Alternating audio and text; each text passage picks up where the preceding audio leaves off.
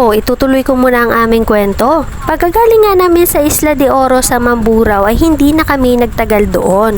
Baka kasi abutan kami ng gabi sa daan dahil nga medyo malayo-layo pa dito ang sablayan.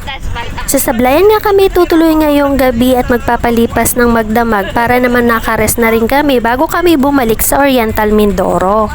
Ganito kasing mga lugar na walang katao-tao ay talagang napakadelikado kapag aabutan ka ng gabi sa daan. Pagkarating nga namin dito sa amin tutuluyan ngayong gabi ay nakita ko kaagad itong palubog ng araw.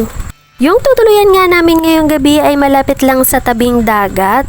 At kung makikita ninyo dito sa aking video ay talagang mamamangha ka sa ganda ng creation ni Lord na ito. Napakaganda dito sa lugar na ito, talagang napaka-peaceful lalong-lalo na kapag ganitong palubog na nga ang araw.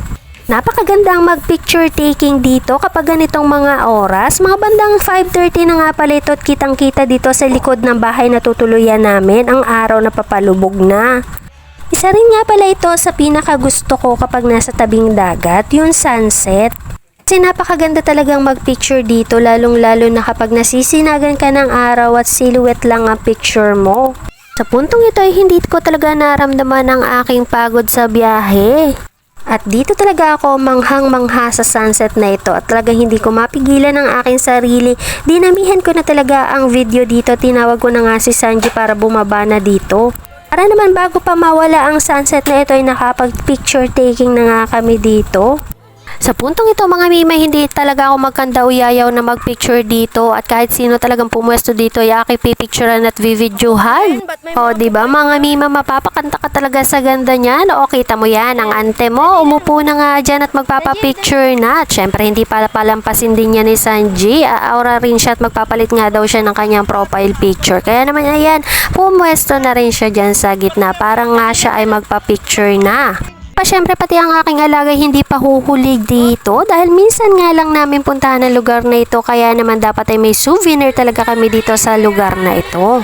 At natapos na ang aming aurahan kaya naman umakyat na kami dito para maghapunan. Maganda nga ang aming natuluyan nito dahil nga meron pa rin siyang pa-videoke. Talagang napakaswerte namin sa araw na ito at hindi rin namin yan pinalampas. Syempre sinubukan din namin kumantang lahat. Syempre ang mga batang ito ay talagang hindi rin nila yan tinigilan.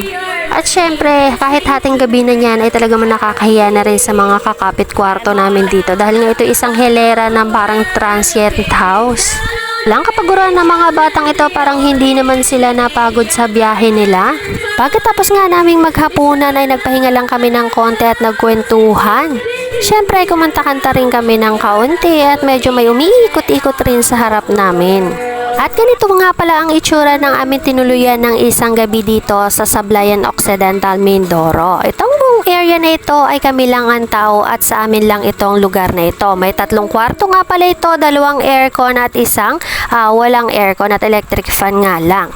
Malapit lang ito sa dagat, likod lang talaga nito ang dagat, may sarili na siyang kusina. May 2 kama nga pala ito doon sa electric fan at may sarili na rin itong lababo. At dito naman sa gitna ay may mga cottages at may duyan dito, may 2 CR doon sa kabilang area. At doon sa 2 aircon ay meron po doong isang sariling CR sa isang kwarto at malawak at may couch din ito. At doon din sa kabilang air condition na room ay meron din po ditong isang kutsyon na available, may isang kama, may isang refrigerator. So yung buong stay namin mga mima dito ng overnight ay nagkakahalaga lamang po ng 4,000 pesos. At syempre mga mima, may discount pa rin kami dahil nga hindi pa rin namin na-avail yung pinaka 24 hours namin. At mabilis din kaming umalis dito, natulog lang talaga kami. At naka-discount pa rin kami, naging 3,500 lang ang binayaran namin ng isang buong gabi. At para po dun sa mga gustong pumunta dito sa Occidental Mindoro na wala pang tutuluyan ay pwede ko pong ilagay dyan sa comment section yung contact number ng bahay na ito. Yun lamang po ang aming kwento, abangan ng part 5.